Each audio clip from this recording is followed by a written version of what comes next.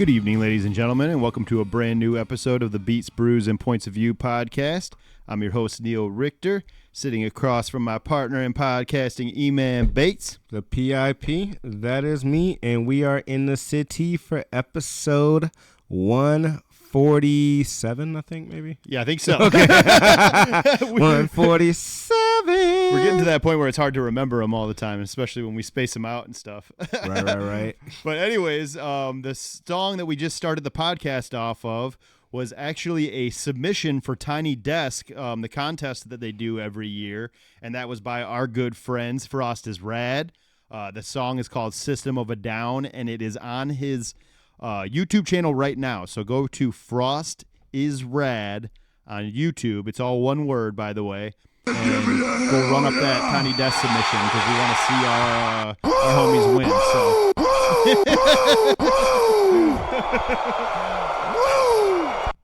But anyways, yeah, we got an action-packed show for you tonight. We're going to break down this historic start to Black History Month with what just happened at the Grammys and the Super Bowl, and we're going to touch on the Royal Rumble. But before we get into all of that, E-Man has just returned from his vacation, and we wanted to ask him and find out how that all was for him. So, E-Man, tell us about your trip, my friend. That's how I felt on bullshit. So, I got some stories for you guys Let's today. hear them. Let's go. Let me get in my mode for a little bit. Let me get in my storytelling mode. So, it starts off, right? I get in the flight, and I fly from Detroit to New York. And had a layover over there. Then from New York all the way to Lisbon. It's about an 8-9 hour flight, or about 7 or 8 hour flight. And I finally, your boy touched his first euro, I will say. And I'm not talking a sandwich. I'm talking like first like cash down. Oh, cash! I actually thought you were talking about the sandwich. Yeah, baby. So I get there, and then I thought I heard early check-in on my hotel. Your boy didn't. No, your boy did not. And it was raining in Lisbon when I got there. It was about like, I got to the hotel like 9 in the morning. I instantly realized Toto's not in Kansas anymore. So I tried to, first thing I got, like I stopped in, I got like one of those little like natas. What's that? So it's like a little custard pastry. Okay. I guess it's like a very native thing in Lisbon because I heard like all the YouTube shit and said like, yeah, you should try this when you go over there. And I'm like, okay, yeah, I'll give it a shot, see how it is. I think it's fucking delicious, by the way. So I got that, and then I got an espresso. So I don't know a lick of Portuguese outside of obrigado, which is thank you. Mm-hmm. That's the only thing I know. And that got me pretty far, I would say. Although, when I got to Spain, that was a whole different story because I can actually interpret and understand Spanish a little bit more than that. Shout out to Babbel on the way. Not a sponsorship, but it should be. So we go over there, and I don't have early check-in, so I'm walking around downtown Lisbon for like 4 hours, trying to kill some time. The very first meal I had, Neil, when I was over there? What was that? McDonald's. Of course. Yes, that's right. Everybody knows. I will say the McDonald's. That's right. Crown cherry, exactly. Yeah. So the McDonald's in a different country is not the McDonald's in the U.S. No. First of all, they don't put the bullshit in there that tries to kill you. It's all like real, authentic ass meat. You could just taste like the authenticity in every bite. It's great. So the way you're caping for McDonald's is crazy, bro. I will rock the 4 and golden arches any day of the week. So went over there. Like I ordered a Royale with cheese, because they don't do they do the metric system and shit over there. So quarter, all that stuff not a thing. The old Pulp Fiction. Also Pulp Fiction, as well as Celsius compared to Fahrenheit. It's a 5-hour time difference over there, so that kind of screwed me up a little bit. So I'm trying to like call my dad and everything like that. I'm like, oh yeah, it's like 3 in the morning for y'all right now. Yeah. Dog. So over there, kill some time, get checked into the hotel. Right, go to the hotel. And first thing that happens, why am I getting Amy Schumer ads on my computer? Anyway, so throw me off for a minute. Anyway, so I go to the hotel. First thing that happens, right? They had this weird alarm system. Oh, nobody told me about the fucking charger ports when I was out there. Sorry, I probably shouldn't have sworn like the first few minutes. I know it's a YouTube rule. But nobody told me about the charger ports. So they have like a whole different voltage than we do. So it's a whole different, like they don't use like the same outlets as we do. It's the European ones. Didn't know that. Didn't know that at all. I'm very ignorant. And shout out to all my friends, so-called my friends that knew I was going and didn't say anything to me. Y'all suck. Anyway, so... Didn't know that I had to go. So I rocked the USB. Luckily, my first hotel had the USB. Yeah. So I was fine with that. The other 3 didn't. So I had to go, find one later. That was one thing. 2, I will say they are very efficient on power out there. So when you get like your hotel room key, that powers everything in your hotel room. So you just put it in this like little slot thing, and it just like your TV, your lights, all that stuff just works there. That's kind of cool. Which is really tight. It's very energy efficient. Like they are ahead of the game on that. So that's dope. It was cool until like I was trying to like just watch TV but keep the lights on, but you have to have both on. So you have to have like work both of it. I ended up figuring out very late, like the next day. Anyway, and then I had I went on a pub crawl. So I was like, all right, cool. I'm going to get a shower, go out. Because I was walking around. Like, I was on a 7-hour flight. And I was walking around downtown for, like, another 4 hours. So I was walking about, like, I got my steps in. I got about, like, 2 miles in or so, 2 or 3 miles just walking around.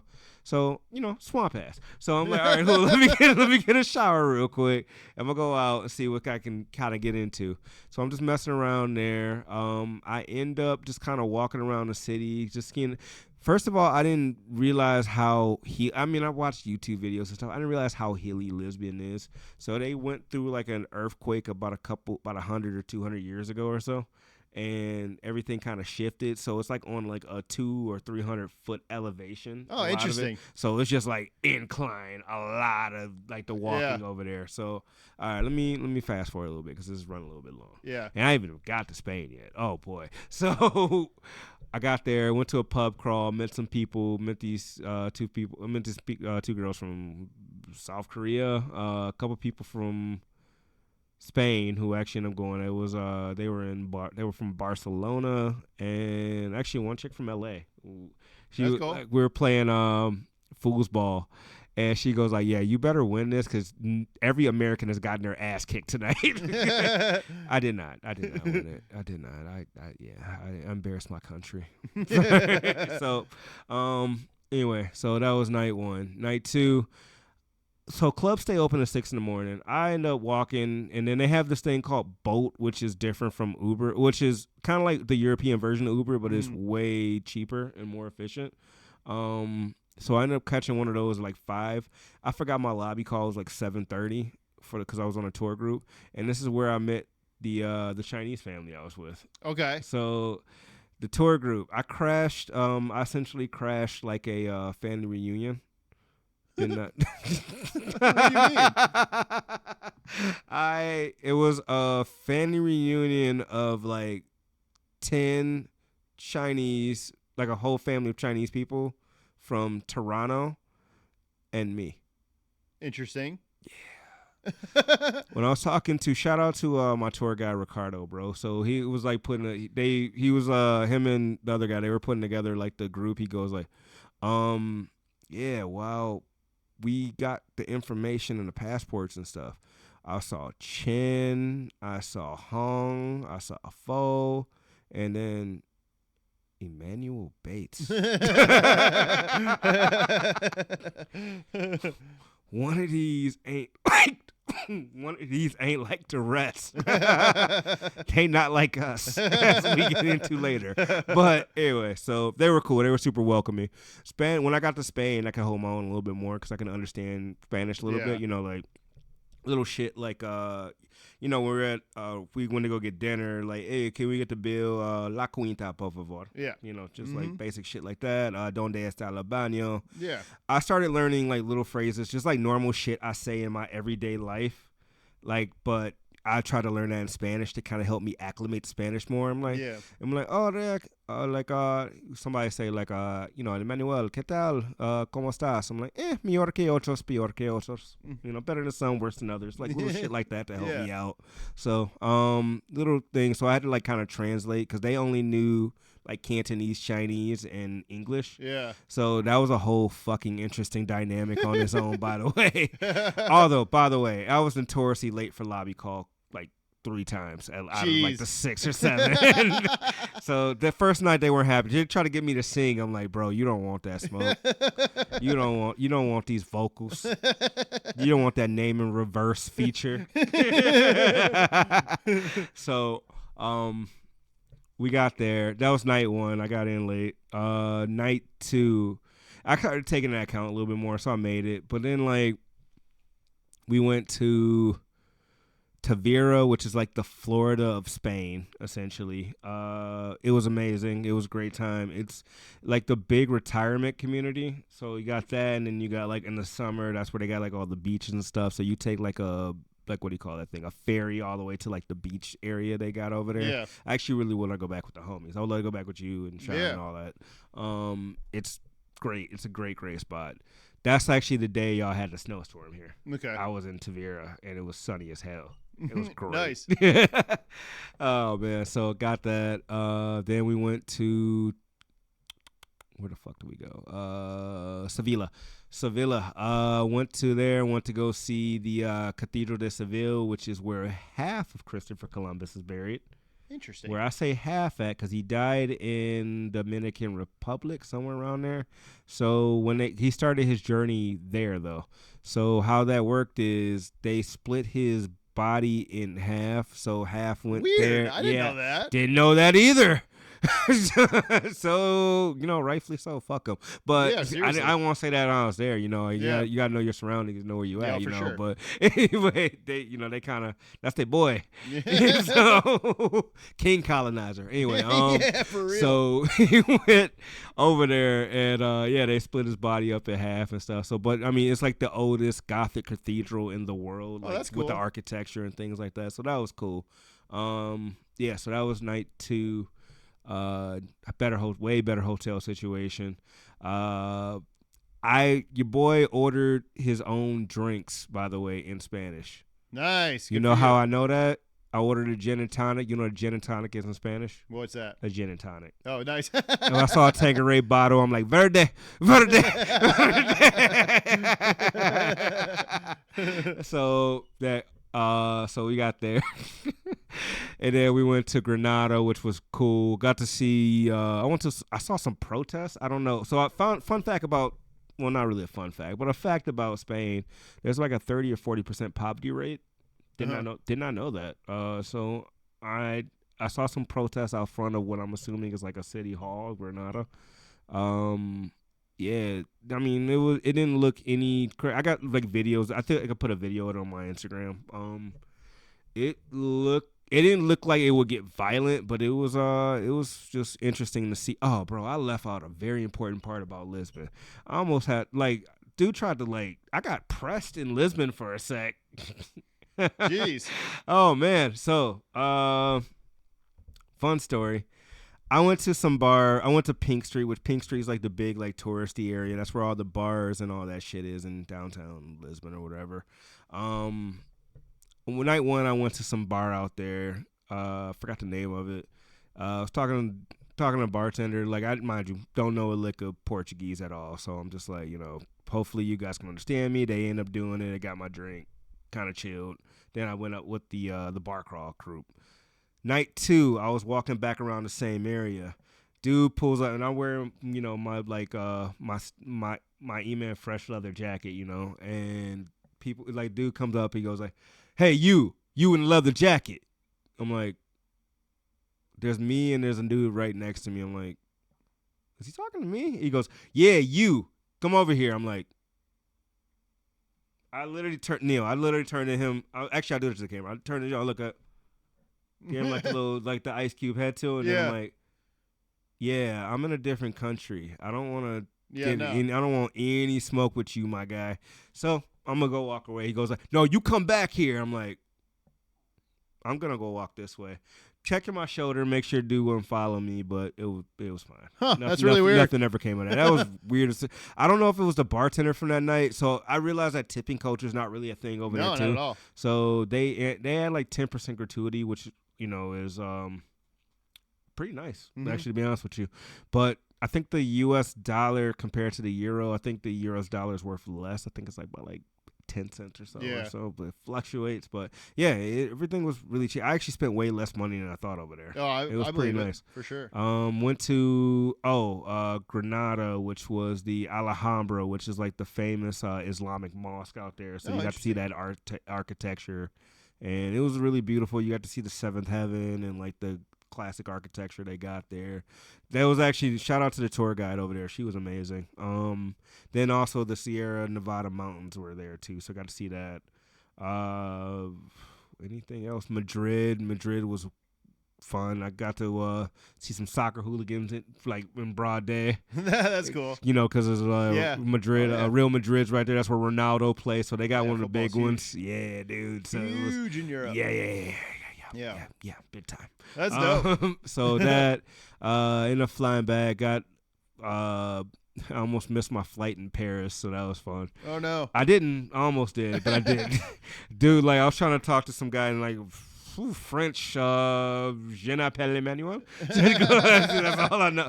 Parlez-vous français? Merci beaucoup. That's all I know. I don't know shit about that. That's basic shit. So I was trying to talk to the guy yo, oh my God, I met the hottest girl, by the way, when I was on my own in Lisbon. Bro, we gotta speed this along, bro. We gotta speed this along. All right, I'll wrap it up. Yeah, I almost missed my flight. She had to translate for me. It was fucking dope. Anyway, so yeah, making it, cool, book it, back home. Ta-da, we here. Nice. Hell yeah, man. I'm jealous of you for even attempting that trip solo and shit, being in a whole different country and everything. That's scary, but that's awesome, dude. So yeah, shout out to my new Chinese family. They tried to teach me, man. They tried to teach me Cantonese too. You go oh, you want to meet pretty Chinese girl? I'm like, fuck yeah. That's awesome.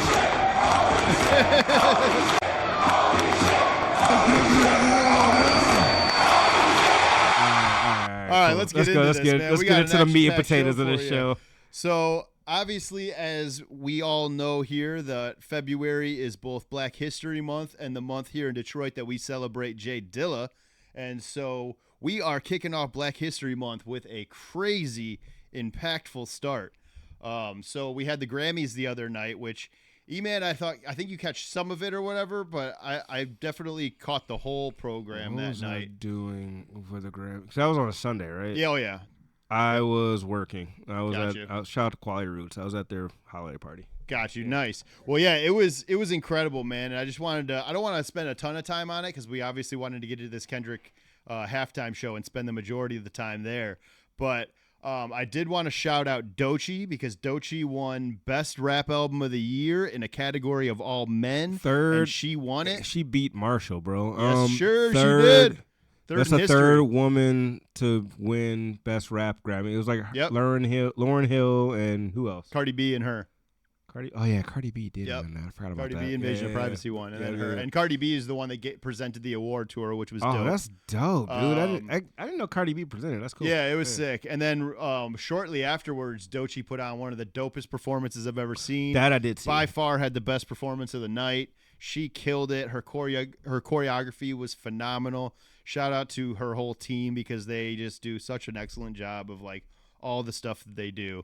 But then also you had Kendrick win 5 Grammys for Not Like Us, setting some new standards here in this rap world because a beef record has never won a Grammy before. A rap artist has never gotten both song and record of the year, so Kendrick's the first one to do that. It's just unbelievable. When you're reading off Not Like Us in a category full of pop stars and he's winning these awards, it's just mind blowing and such a win for hip hop.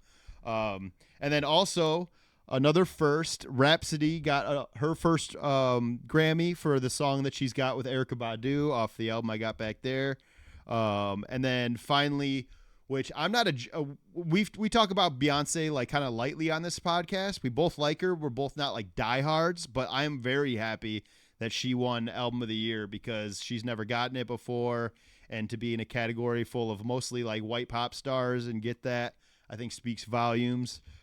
So that's dope for her too. She got best country album and album of the year at the Grammys. And I think that's really dope because there was all these, racist country gatekeepers that were trying to not make her feel included, even though she's a black woman from the South. Like, you guys have no problem with Post Malone or Jelly Roll, but you have a problem with Beyonce winning it. So I think there's a clear distinction that it's about skin color and not the actual music coming out. In fact, you know what's funny, E-Man? What? Someone on Instagram went and ran a bunch of Cowboy Carter songs through a AI voice changer to make it sound like it was through the lens of a white person. And people and a bunch of country fans were like, "Oh, this is awesome!" And then the person was like, "Fooled you guys. These are all songs from Cowboy Carter. I just changed the voice." Funny as hell. So I thought that was pretty cool. So shout out to them. I think the Grammys finally got it like right this year. Like they do it every once in a while. They do it every once in a while, and I felt like this one was. It felt like it was more right than it. I mean, I still think it's crazy that Schoolboy Q didn't get a nomination, but. I mean, the Grammys got that shit now too, where they can, you like not everybody can vote on the same category anymore. Yeah, like no. you have to like vote. I think it's like an X amount of categories you can vote for, and usually you want to limit it to like whatever field you know best. Yep. So I feel like they've been getting it because of that little change. Yes. Like things have been getting better. I agree with you for sure. But yeah, so shout out to that. That was an incredible thing, and there was great performances throughout the night too. But I want to get into last night, and I wore this hat for a reason. It says "damn" on it, and that's my reaction to the Kendrick Super Bowl halftime show. Damn.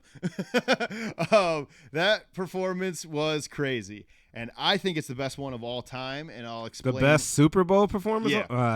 Yeah. I wouldn't go that far. But No, okay. it's without question is the most well thought out, clearly messaged. No one has packed that much messaging into 13 minutes on that show. Okay. That shit was incredible. So I've got here, I've written up some things, and I kind of want to take us through the entire performance here. And it seemed to me like the overall theme of the whole performance was cultural divide. And Drake represents the mainstream to him, and he represents, his artistic integrity of taking a different route and not leaning into the pop aesthetics and stuff like that. So the show starts out with an aerial view of the football stadium from outside in a drone. And I don't know if you caught this, E-Man, and I didn't even catch this. This was definitely someone on Twitter brought this up, and I thought it was a good point. I wish I had their name right now. I don't, because I do like citing sources. But someone on Twitter brought the good point up to say that it was lit up red, and it made it look like the red button that Drake kind of had in the when he teased it during their battle, that he was going to press the red button and put that picture of a red button on his Instagram story. I was like, oh, that's a good catch. I'm like, it is definitely lit up like it looks like a red button right now. But so it takes you kind of in there, and it's introduced by MC Lyte. So shout out to MC Lyte, because MC Lyte has really become like the voice of all of these award shows. I don't know how she did it, but she is somehow like the voice you hear introducing all of the different acts and stuff like that. And I think it's really dope because MC Lyte is a pioneer for the women in hip hop. So it's cool to see that she's still out there getting, respect and getting a paycheck from it and everything. But anyways, so then you go to the next shot, which is Uncle Sam Jackson, Uncle Samuel L. Jackson. And he states, "Salutations, welcome to the Great American Game." And the Great American Game is basically going to be Squid Games. Well, no, it's not Squid Games. It was the Great American Game was playing the game of like hip hop and being part of the mainstream, and I think that's what that was representing. And because when it pans out and you see the stage for the first time, it's set up to look like a PlayStation controller. And apparently, I didn't catch this part either, but I guess it flashes like some random occurrences, like on the X, the triangle, the circle, or whatever on the PlayStation controller. And apparently, the way it lit up is the cheat code to Grand Theft Auto San Andreas that gets you like full life, full health, and all that stuff.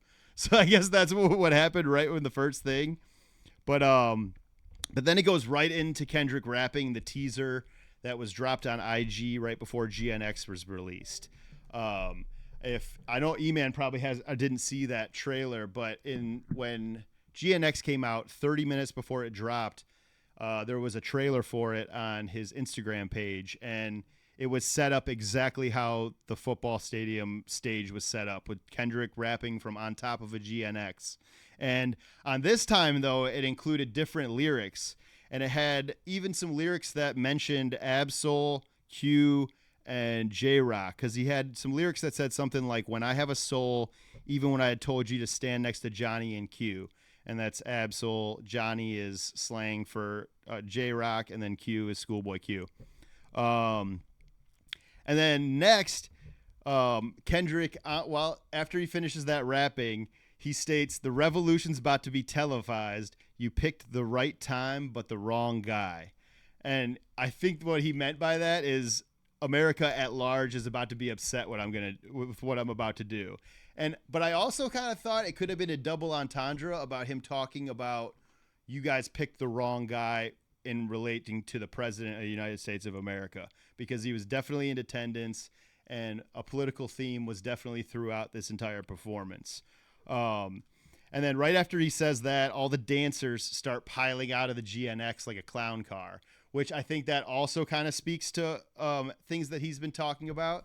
Because if you go back to the Life of the Party record, not the Life of the Watch the Party Die by Kendrick's, he says, why entertain the circus while it's well in work? And I think that's kind of goes into the clown car situation thing. So we got that. And then Kendrick goes from that into Squabble Up, which is another rap heavy, up tempo, like unapologetically LA sounding record. And then it cuts to Samuel L. Jackson saying, "Too loud, too reckless, too ghetto. Do you really know how to play the game? Tighten up." And then Lamar goes right into his biggest hit after that, which is Humble, which just went double diamond. So you got this we're already playing into the juxtaposition to how Kendrick is feeling. Does he play the hits, or does he stay true to himself and do these rap songs?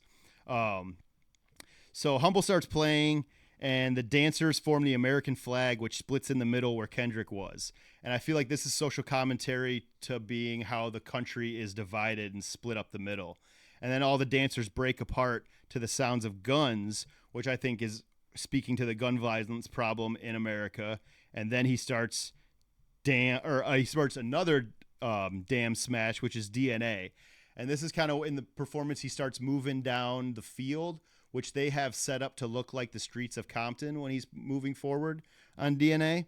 And then he kind of repeats a lyric in DNA, almost like he's kind of flubbing it up a little bit. And at first I thought I thought he had messed up, but then I kind of thought it was intentional. Like he was trying to like put the point that he's got this inner turmoil going on with him, because you see the dancers are kind of pushing and pulling behind him. And then right after that, you hear the beat switch part of Euphoria and suggesting that Kendrick decided he's going to go the route that's true to him. Because right when he starts up that Euphoria, I don't know if you saw it, E-Man, but it in the crowd, it lights up "Warning, Wrong Way." And I think that when he was when he's going to the other side of the Yep, it says "Warning, Wrong Way." And then the next shot was really dope to me because it shows the guy hanging off the street light. It pans in from this like bird's eye view, and it shows one of his friends like laying on top of the street light. And then it cuts into that like doo-wop version of "Man at the Garden," which is another new song, and it's a rap centric song. It's very much a deep cut on the album. It's not a deep cut because it's the theme of the album, but it's not a hit. It's the Nas like one mic flip, right? Yeah. Yep. And so this is another rap cut and a heavy tune, and then it cuts right after this part. You get Sam Jackson enters the frame again, and he says, "Oh, I see you brought the homeboys, the old cultural cheat code, deduct one life." And I think this scorekeeper, deduct one life. Yep. And I think that speaks to both the video game for going. So Kendrick decided to follow his heart and not play the hits. So I think that's why he's being deducted one life. But also, I think it's a double entendre playing into when Sam Jackson says, "Oh, I see you brought the homeboys, the old cultural cheat code." I think that is a dig at Drake. to how Drake went from being the guy that made these dance-friendly hit records to all of a sudden he's in a video with Game in Compton, hanging around a bunch of street dudes. And then it kind of shifted the way that his career would go. And he would start making these harder records and beef with Meek Mill and this and that and kind of act like he's something that he's not. So I don't know if that's really a thing, but that's kind of what I took from it at least. And then right after that, it goes right into for what I thought was the dopest part of the whole performance, which was Peekaboo. When they're inside the X and it's kind of panning around in a circle and he kind of pops up and starts the verse from Peekaboo. I thought that was incredible. I thought that was like one of the best parts of the thing. And that leans into him following his own path too, because that song is very West Coast. It's a deep album cut. It's not a hit and it's brand new. So I think that was dope. And then and he doesn't do much of Peekaboo. And then he walks over to four women, the backup dancing women that are standing there. And they kind of get this little like back and forth going on. And Kendrick says, I want to perform your favorite song, but you know they love to sue. And so this is kind of like back into what I've been saying, like the inner turmoil of Kendrick not knowing exactly what he wants to do. Does he play hits or does he go into the beef records and stuff that's not mainstream and that like white America is not going to understand? You know, the people that are actually in the stadium might not understand. But instead of that, he goes, I'm going to slow it down. And then that's when you get the records with SZA. He starts doing Luther, which is his new hit single with SZA. And it unveils SZA like kind of sitting in the middle of the stage wearing all leather, kind of looking like the unicorn that SZA is. And then right after that, they go into their other big smash that they have together, which is All of the Stars from the Black Panther soundtrack. And if you follow this shit deeply, you know that verse is also written about Drake. When Kendrick says, fuck you and all your expectations, I don't even want your congratulations. That was because Drake had tweeted congratulations to him when he got, I think, the Pulitzer Prize or one of those big awards. And they had, previously had conflict. So that was Kendrick saying, fuck your congratulations. Like, I don't want to hear that from you. So I thought that was an interesting choice that they did All the Stars because that definitely was at Drake. And there was, now you have the second verse aimed at Drake because he already did Euphoria. Now he's doing All the Stars. And before that, Sam Jackson says, oh, you lost your damn mind, kind of talking about how he had just done all these rap records before getting into these. And I want to also note here that I think SZA sounded great. It was definitely a live vocal because you could tell it wasn't lip synced because it wasn't like perfect to how the record sounds. But SZA sounded great in my opinion. And then that's when Sam Jackson comes back into the screen and says, yeah, Han, that's not what I'm talking about. That's what America wants. Nice, calm. You're almost there. Don't mess this up. And before he can even finish what he's saying, it kind of made me think of the WWE the way they did this here because you hear the Not Like Us music before Sam Jackson's even done saying it. And Sam Jackson puts this face on kind of like, oh, man, I can't believe you're doing it. And then obviously, you get into the Not Like Us starting. And this time the song features new lyrics in the beginning. And Kendrick goes, there's a cultural divide. I'm going to get it on the floor. This is bigger than music. Yeah, they tried to rig the game, but you can't rig influence. And then proceeds to rap, name dropping. He even gets to the say Drake. I hear you like him young. And they literally, he talks about Party Next Door and Baca. Like, I did not think that they were going to play out the song verse the way that they did. It seemed insane on the biggest stage in music. There was 133 million people tuned in, which is the biggest viewership of any American television show in the history of television, which is what I read today, which is freaking crazy. So I thought that was pretty cool. And then also you had Serena Williams crip walking on stage, which was nuts because, Drake has been taking shots at Serena Williams ever since they broke up. And I think this was kind of like her little get back. But then finally after Not Like Us ends, and obviously also you had the stadium ringing out A minor as loud as possible. It was so nuts to hear that from a whole football stadium. But then he goes into the final track, TV Off, which at this point to me, it almost feels like TV Off was directly written to be performed at the Super Bowl. I mean, it was like too perfect to like how it fit with everything. There's literally a part in that says "Walk into New Orleans with the energy of LA saying." Yeah, exactly. So like that was and there's even like football references in the verse. Like he talks about like passing and pass interference or something like that. But I thought that was really cool. And let's see. And then it also kind of felt like he was planting the Compton flag in the ground, kind of with how the lyrics go with that. You know, there ain't nobody rap things. They're my children. He's like talking about everybody else and rap is his children and kind of stuff like that. But and then also in the crowd, right after he gets done, it flashes game over. And I felt like this part, the game over, was a little bit of a double entendre too, because I think it, as much as it was saying game over to Drake, I actually think it was commentary of Kendrick talking to himself, because he's not going to play the game. He's not doing pop-friendly stuff. He's doing stuff exactly how he wants to do it. He got himself to the Super Bowl stage, doing it exactly his way and never compromising his beliefs, and he's going to continue on that path, and he's not going to play the game and do what's expected of him. Because if there's anything we've learned about Kendrick over the last 15 years, he's never done what's expected of him. Never. Not since the first album. When Good Kid, Mad City came out, the follow-up was To Pimp a Butterfly. You know what I mean? Like, it was so left field in the sound changing between those albums. And he's always managed to change the sound drastically between his albums.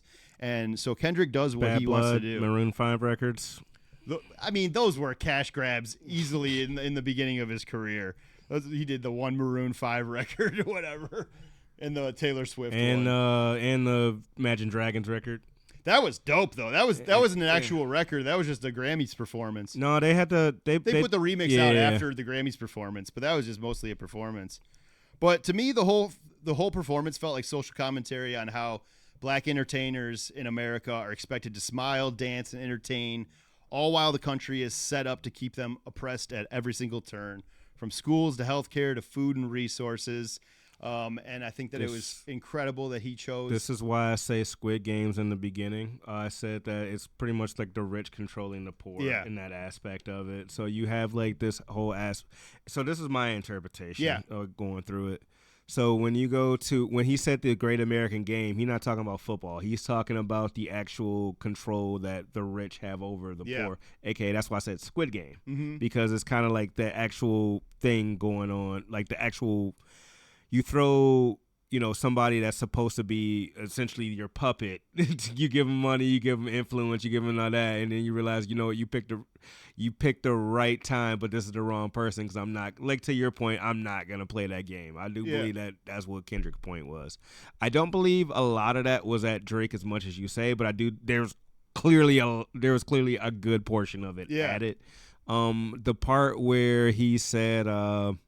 Drake wasn't the emphasis. No, he was definitely definitely an underlying tone of something bigger going on at play, for sure.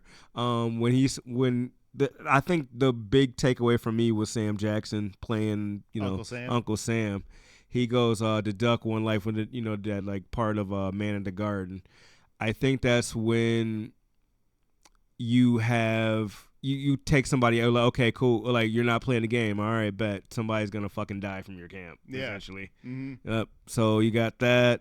Then it goes into, all right, cool, do your, like, girl records, do, like, something, relax, something, like, don't speak up, don't take your thing. Yeah, this is what America wants. This is what America wants you to smile, play the game. Yeah, exactly. So, yeah, and that's what, when he did Humble. Yeah, that's like him humbling himself to like, okay, fine. And then you kind of like have like the nod and smile and shit. And it was kind of like the video too. Remember how the music video went where they were all doing that? So that was dope too that he kind of brought that back. And humble also to the Drake fans out there that think that Not Like Us and Drake is the only way that Kendrick can get massive hit records. it just went I'm not Humble talking just went to them. double I don't diamond. give a fuck about them. Yeah, that's true. I'm not talking to them. That's true. But it just went double diamond. So like I like that was my cool I that, always like, look at my thing is to for people Drake fans. I still am going like the party shit. I'm gonna listen to that album realistically, but like my thing is like I'll always be I'm always be a Kendrick fan, but I will always call a spade a spade. I always try to call it down the fucking middle at the end of the day too. So. Well, I think it's very important. Like I think like emotionally when I was texting you guys in the group chat, I was like, I'm never pressing play on no Drake shit ever again. You did, but I'm that. just I mostly mean that in a sense of like I'm never gonna give him like serious airtime because of the way he sued for defamation after losing a rap battle. But I'm an objective person. Getting a at wheelchair the for end the of the day. Degrassi. What's that? And to get out of the wheelchair for Degrassi too. Yeah, that too. That's true. And so I'm an objective person at the end of the day, and I'm never going to be like a mall where just because I'm a giant Kendrick fan, name drop. Why don't you?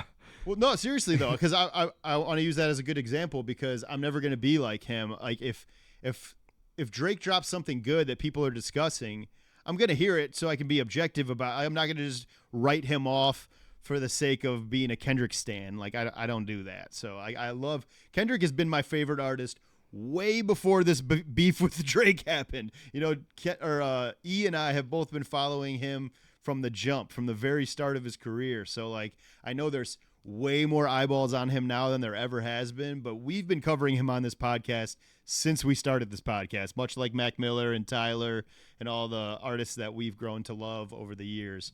So it's nothing new for us. I think it's really getting kind of annoying with like, you see like some of the reaction community that like, you can tell we're not even on this type of time prior to the beef that now like, that's like all they talk about. And it's like, oh God, there's so much clickbaity shit out there, man.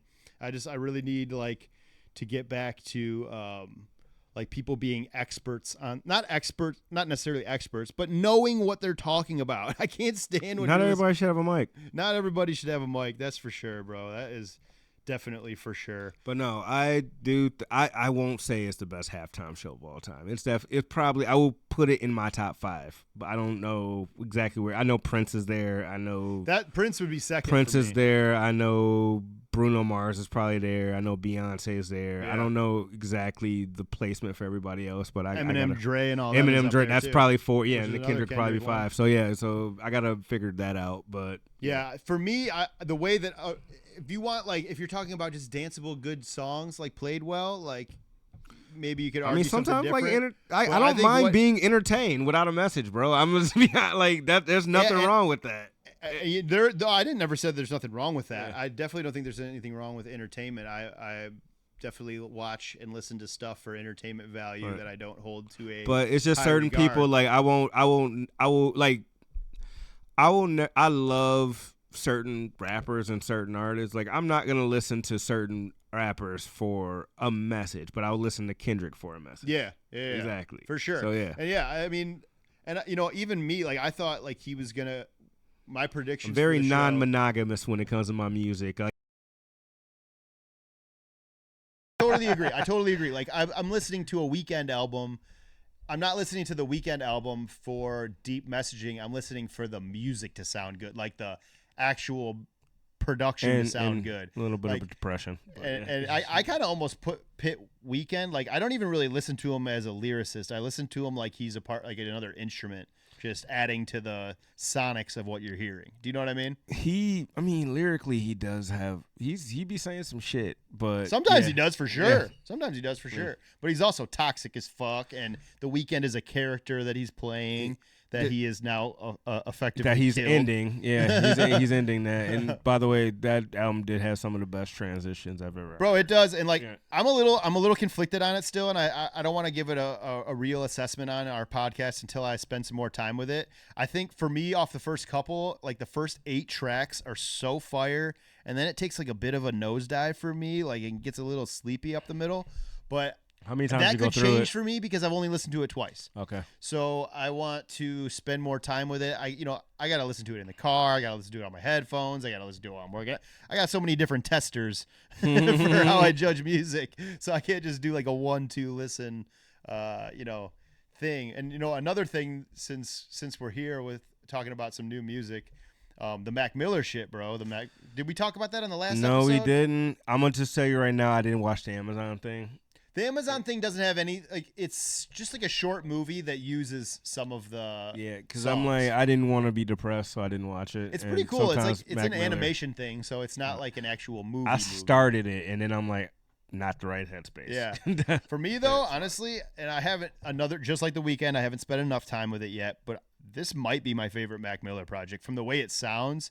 I mean, you have Ronald Brunner, which is Thundercat's brother, on drums, Thundercat on bass, and I forget the other guys. I'm drawing a blank on it. There's another dude in this. Basically, it feels like Mac Miller formed a band with his friends, and it's like very like jazz oriented. Like there is some amazing instrumentation on it. Like Thundercat's bass playing throughout and Ron's drumming throughout is incredible, and I think this is kind of the direction of Mac Miller that I enjoy the most, when he's like just being like totally free and kind of letting just the music come to him like that. But it also makes you sad, like E-Man just said, because, you know, like, it's just certain so people, much potential, man. I can't listen to Mac and then not be sad, even his happy tracks. I'm just like, all right, bro, and it is kind of depressing thematically. It is kind of depressing thematically too, balloonerism, like throughout of it, like the whole thing. It was during watching movies with the sound off era, right? It was like after that, going 2014 into is when Good AM. made it. So it was like right after, and I think it got shelved for Good AM. I think Good AM took precedent over it. Was Warner. Was that Warner or Rostrum? I don't know, actually. I don't know. Because watching movies with the sound off was, so this is probably right before his Warner deal, because I think watching movies was Rostrum. Oh, okay. You might be right on that. You might be right on that. Speaking of Rostrum, bro, the blog era is back outside. I don't know if you've been paying attention, but Wiz Khalifa has like 3 really good freestyles out right now. That like I saw really Blue put out me. an album too. Who did? Blue. Oh shit, Blue from Blue in Exile? Yeah, Blue put out an album too. Oh, dude, blog era is outside, and then we got Joey Badass going at, you know, the West Coast, and Daylight just went back at him. And I haven't followed that out. I haven't followed that as much. It's not since the one. That's since the Sorry Not Sorry shit. Okay, so you need to watch. You need to watch Daylight's rebuttal, because Daylight just put the nail in the coffin, in my opinion. It's crazy. he starts off like it's gonna be some more just like basic like generalizations, and then the beat switches, and he just destroys Joey, bro. Like, he goes at him hard. Like, Daylight, you can tell he's a seasoned battle rapper, bro. Has been doing it for a very long time. But I don't think I have too much more for tonight's episode besides saying go support Jay Dilla for Jay Dilla month. Oh, Royal Rumble, baby. Oh, Royal Rumble. Yeah. Royal Rumble, baby. Let's go. Royal Rumble this past Saturday. I haven't seen it, so I'm going to kick it over to E-Man for the Royal Rumble. All right. So Royal Rumble took place in, where the fuck was it? Indianapolis. Oh, so, nice. You know, they had Pat McAfee's a commentator. Yeah. You know, so was it at Lucas Oil? Yeah, it was at Lucas Oil too. That's so you a know dope that's his shit right there. So yeah, Royal Rumble took place. They had this crazy. So before I get into that men and women's Royal, because it opened with the women's Royal Rumble, there were some prize appearances, and then there were some appearances we expected to see. People playing upstairs. I live in an apartment, bro. Shit, I don't know why I was like, khaki here. What the fuck? Oh man, I gotta get home to my puppy. Anyway, so yeah, Royal Rumble took place. So they had it was Cody Rhodes and Kevin Owens squared up in a ladder match for the titles. It was honestly one of the most brutal matches in the past 5 years WWE has put on, because you know WWE has more been towards they had that PG era for a long time where they weren't they weren't doing bleeding, they weren't doing anything. So they're going the other way? Since they got to Netflix, which I think is, you know, it's a pay-per-view, so it's Peacock, so they can get away with a little bit more. Yeah. Yeah, dude, this was a little bit brutal, and I liked it. I like it. Yeah, it was Cody Rhodes and who else? Because I'm familiar Kevin with Owens. Oh, so the one. So yeah, we saw that. Yeah, match, yeah. So we saw it, but it was like the pay-per-view version of that. So it was like basically that was it was up. Is that so? With so those we saw dark matches, was that almost? Yeah, it was a cage match. So does that serve almost like like a warm up kind of? So dark matches it can go either way. So you can get like some crazy shit. You can get like Roman Reigns and like, I don't know, somebody that LA Knight, somebody that really doesn't make sense right now for the storyline. You can get some crazy shit like that, or you can get something like this that actually makes total sense for the story, but has no implications on the actual belt itself. Because Cody's not losing his belt in a dark match. He's got way too much money invested. But yeah, they've been building that rivalry up for about a year now. I like that because So, I liked what I saw when we were at the dark match. So that was one of the match. The actual closing match was the men's Royal Rumble. But you started off with the women's Royal Rumble. Made some appearances. Charlotte Flair made her appearance back and actually won the Royal Rumble. I like that. Yep. So you had that. Then you had Jordan. Oh, wait, hold on. So wasn't she off injured for a while? Yes. Yeah, she got injured in WrestleMania last year or some shit. And this was the first big comeback? Yeah, this was her first comeback in almost a year. So that's dope.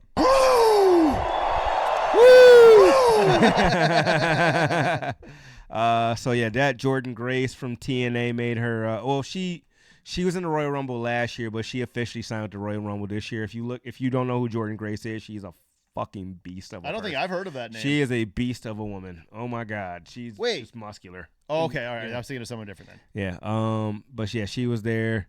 Nia Jax, who you saw, they took like 8 people to get her out. Man, she's a big woman. Yeah, it was fun, man. Then they had Bianca, all them, Naomi. They had like all the main hitters in the Rumble. Has your girl gone heel yet?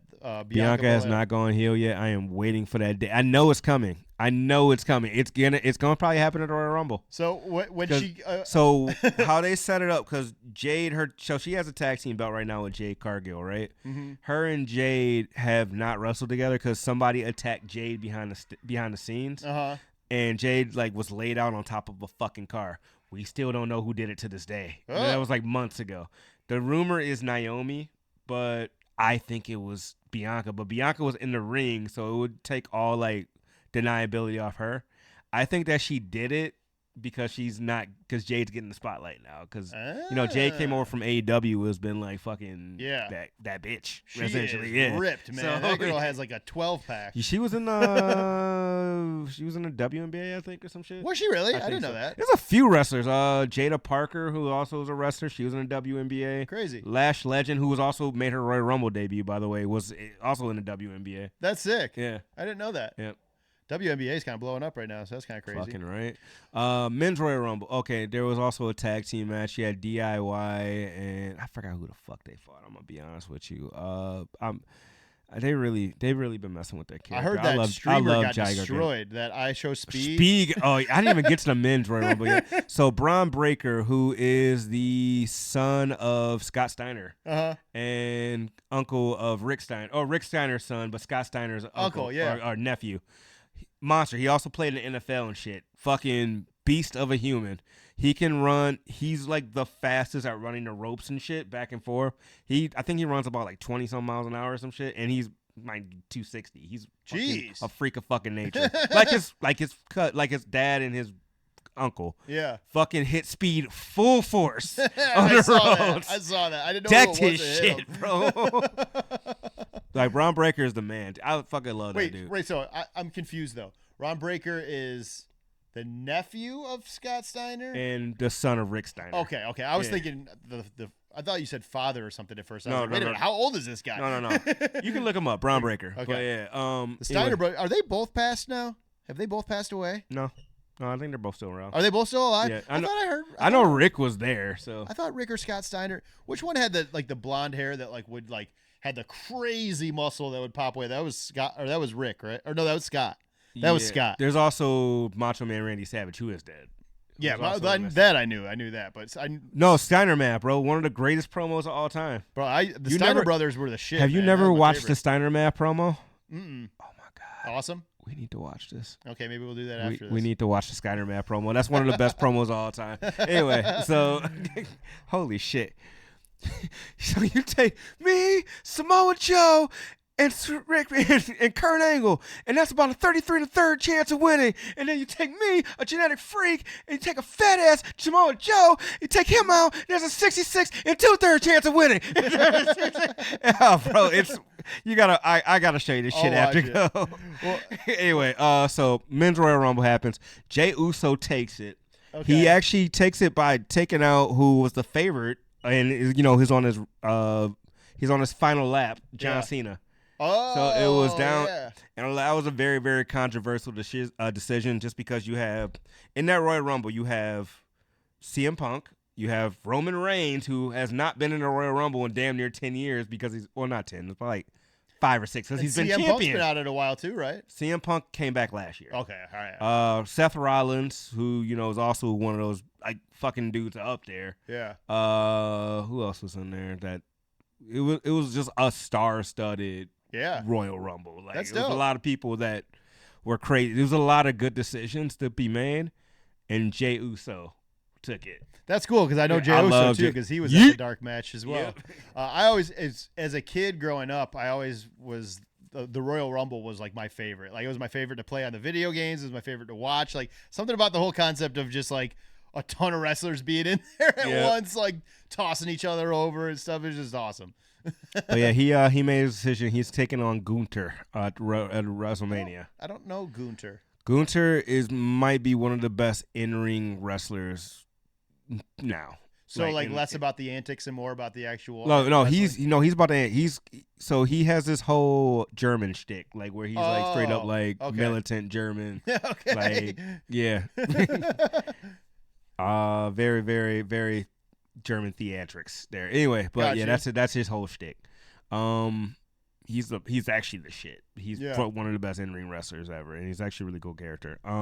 Anyway, but yeah, Jey Uso picked him, so now they have the Elimination Chamber coming up, and that's gonna decide who takes on the other champion. So Charlotte's gonna take on, looks like Rhea Ripley as a champion. Oh, so the two current champions are, so you have the heavyweight champion Gunther, and then you have the undisputed Cody Rhodes. So whoever wins the men's takes on Cody Rhodes, and whoever wins the women's takes on, looks like Tiffany Stratton. Tiffany Stratton won the belt. Because Tiffany Stratton won the belt a couple months ago. Okay. So she actually beat Nia. So do they have both Raw, SmackDown, and pay-per-views all on Netflix now? Nope. So the pay-per-views are on Netflix if you're not in the U.S. How it works in the U.S. I mean, I know we got some international people watching and shit. If you're curious, how it works in the U.S. though is Netflix only has Raw. Oh. SmackDown and NXT are on USA, and then the pay-per-views or the premium live events, because you're not paying for view anymore, is on Peacock. So I bet you wrestling fans probably hate this, right? Because like it used to be everything was on Peacock, right? Like no, it was all on you. So how it was and how it's been for a long time. USA actually had Raw for like 20 years, dude. So that was I do remember that. So USA had Raw, and then Fox had SmackDown. Oh, and it was pay-per-views were on Peacock. Yep. Okay, so that was a cool era because Peacock, I had like a free account at the time, and I was like, holy shit, WrestleMania. And that was when they had the WWE app too. This was like COVID when they had the WWE app, because that was when I really got back like seriously into it. And they had that fucking battle going through the WWE facility. That's when I was like prime, like, okay, there's no sports on TV. I'm gonna get back into this. And now 5 years later, I'm back. I'm still here. I love it, man. I think it's awesome. But anyways, we've been running along, so we'll table this and we're under an hour, baby. We're what? We're under an hour. We're under an hour? Okay, cool. For some 58, reason I had it in my head that we are so 59 minutes right now. Awesome. That's perfect. Well, I've got actually a throwback to take us out of the program here with tonight that I think E-Man will recognize once he hears it. Uh-oh. Here is a little bit of our friend here to end the program. Oh, you got to go back to the music. Oh. Recognize it? All right, bro. That holy water, baby. I love this song. I still love it. I re-listened to it recently, and I'm like, this shit still sounds awesome to me. I love it. The concept, this video is great. I love it. Shout out to Ian Griffith. Shout out to Rami. Rami did the video. Who produced? Oh, not Drew. Who recorded? I recorded this with Drew. I actually didn't. Oh, did you really? Yeah. Nice. I love it. Dude, you're way better at music videos than most people are, because not too many people are putting themes and concepts into their videos like early on like you were. Like, this is dope. I love it. Shut up, bitch. And with that, we'll see you next time. Peace.